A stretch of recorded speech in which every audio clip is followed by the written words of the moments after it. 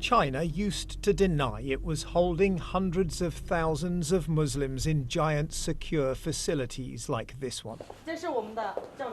But now we're being given a tour.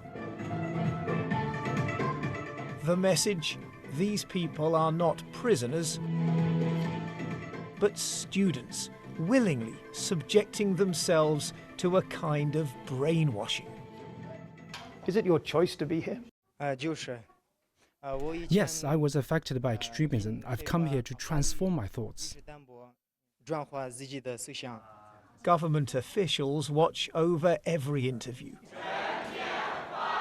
This is how Xinjiang's Muslims, the Uyghurs, the Kazakhs and other minorities have their thoughts transformed. Rote learning Chinese and laws restricting religious practice, and replacing loyalty to faith or culture with something else. I love the Communist Party of China, this man has written. It doesn't a place where people have to stay until you allow them to leave sound more like a prison, even if it's a prison in which you can do some art? I don't know what you mean by prison. This is indeed a training center. Over the past few years, a vast network of camps has been built across Xinjiang.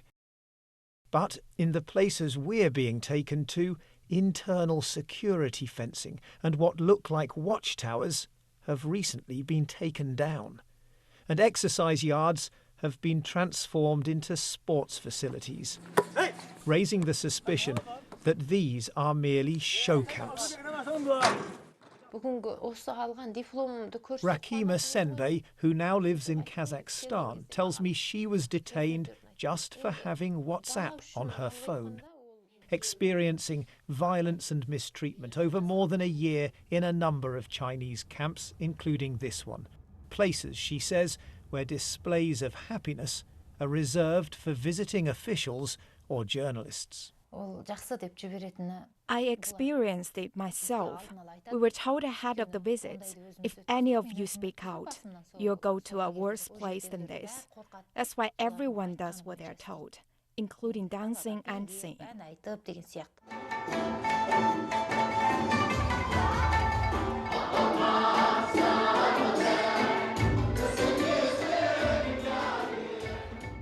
What, one wonders, might these people have been told by the officials ahead of our visit?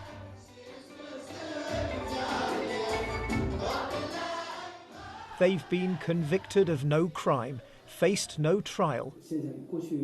But China now believes it can determine their guilt in advance. Some people, before they commit murder, already show they are capable of it.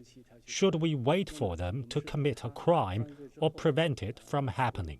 There's a lot of testimony. We have some ourselves from people who've been through the system who describe torture, overcrowding, separation from families.